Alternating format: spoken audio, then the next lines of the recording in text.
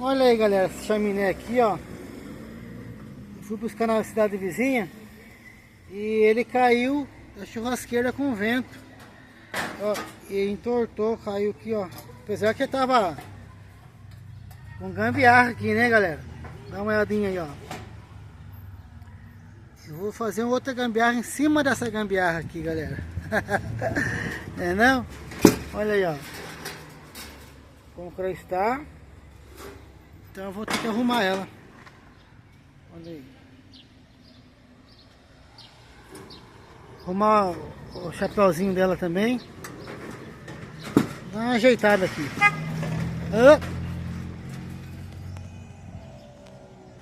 É, galera, eu sou o Maia aqui da Matinha Vida Prosperidade e vou tentar arrumar essa chaminé, essa churrasqueira aqui.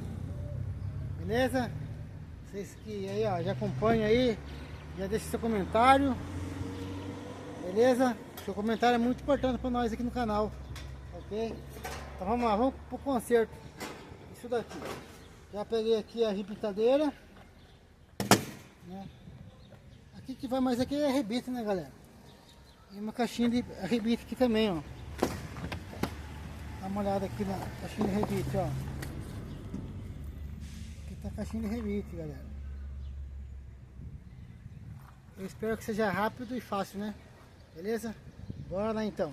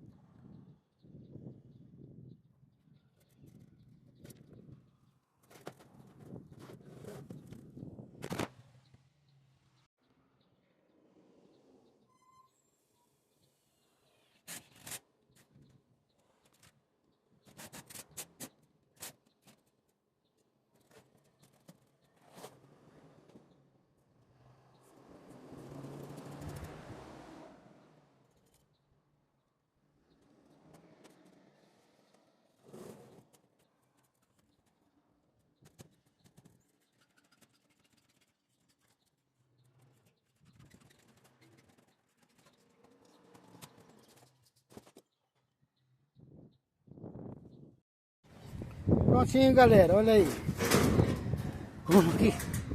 Como foi feita a minha gambiarra, galera, aí. Ficou legal, né? Aí, ó. Pronto. Nada que um bom arrebite dá um jeito, né? Olha aí. Só colocar agora na churrasqueira lá. E boa. Beleza? É isso aí, galera. Já se inscreve no canal aí para fortalecer. Muito obrigado a todos vocês aí. A dona Cleide, a minha vizinha seguidora, ela falou que é para me colocar música, tá? Então eu coloquei música aí no vídeo, tá bom, galera? Brilha prosperidade.